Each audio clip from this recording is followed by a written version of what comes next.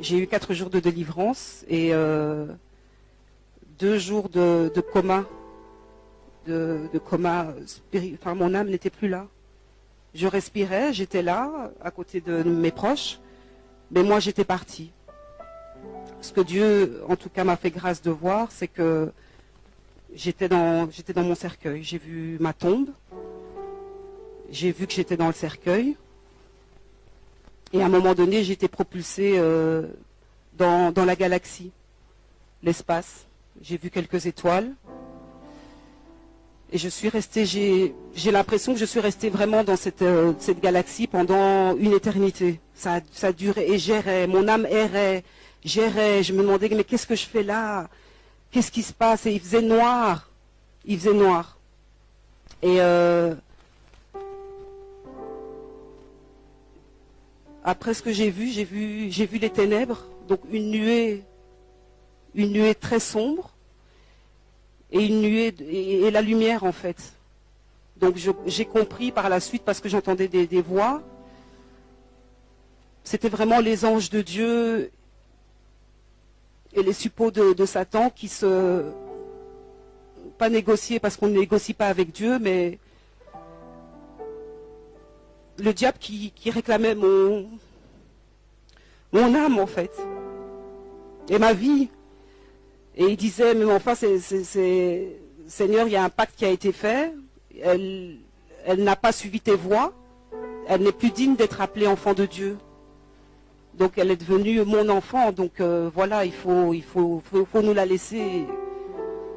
Donc c'était vraiment comme s'il y avait un combat spirituel entre les ténèbres et la lumière.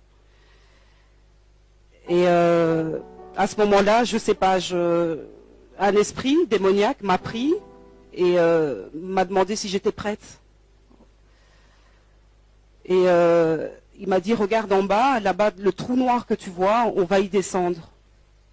Et là, j'ai commencé à crier. Et je criais réellement, puisque ma sœur m'a dit par la suite, quand j'ai retrouvé mes esprits, que Dieu est vraiment grand et il a tout fait. C'était vraiment sous son contrôle, parce que la manière dont tu criais, c'est pas possible qu'on n'ait pas eu des voisins qui sont venus à la maison pour réclamer des tapages nocturnes en plus, puisque ça se passait la nuit. Et donc cet esprit démoniaque m'a précipité dans le trou. Et en fait, j'ai vu de la terre, on descendait vraiment les profondeurs de la terre.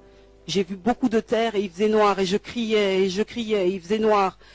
Et au plus on s'enfonçait, au plus je criais. Et puis à un moment donné, on s'est arrêté, comme dans une espèce d'ouverture, comme dans une grotte. Et là, l'esprit m'a dit, est-ce que tu es prête? Parce que ici, c'est l'enfer.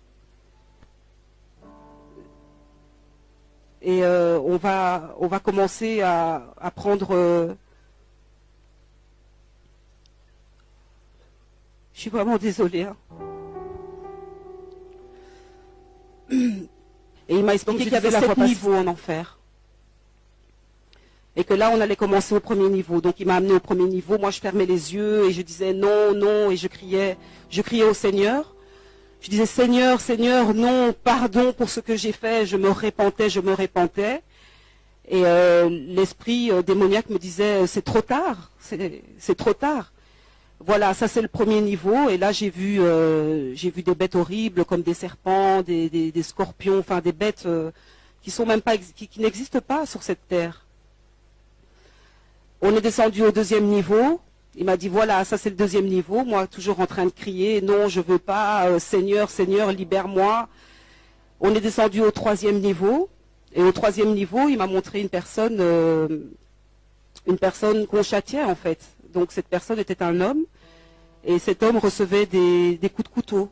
Et à chaque coup de couteau qui transperçait son cœur, il ne mourait pas. Il ne mourait pas, le sang giclait, cet homme pleurait, criait et la plaie se refermait. Et puis il recevait des coups de couteau toujours au même endroit et le même processus se répétait et se répétait. Et cet esprit démoniaque me disait, tu vois le châtiment, ça c'est éternellement que cette personne-là va être comme ça, en tout cas trucidée par ce quatrième niveau. Et cet esprit m'a expliqué que le 4e niveau était le niveau de mon châtiment à moi par rapport au péché dans lequel j'étais. Donc péché sexuel, hein, puisque j'ai été condamnée par rapport à ça.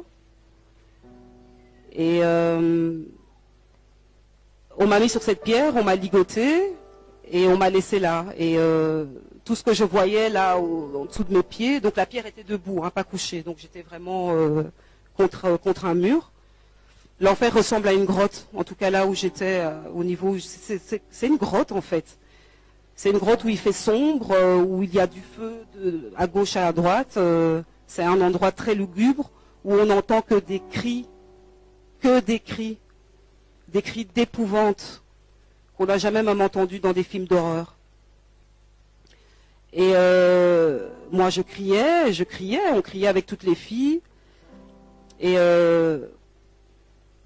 des démons venaient, me touchaient, me pressaient à mes parties intimes. Et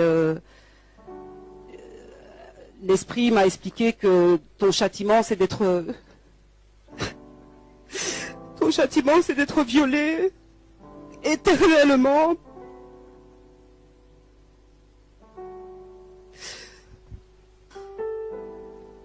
Et naissaient des enfants de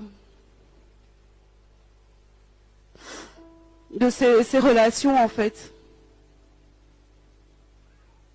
Tu n'as pas le temps de dormir en enfer. Tu ne dors pas. J'ai cru que j'y étais depuis des siècles. Et c'est sans arrêt. On ne ferme pas les yeux en enfer. On n'a pas un temps. Il y a des niveaux. Il y en a 7. Et vous vous rendez compte le niveau où moi j'étais. Plus que la moitié, quoi. Enfin, j'étais presque au niveau du 7e pour moi. Donc le péché de l'immoralité sexuelle est un péché sévèrement puni. Je priais quand j'étais en enfer, j'ai pas cessé de prier mon Dieu, j'ai pas cessé de demander pardon. J'ai déposé le pardon aussi auprès de la femme de cet homme.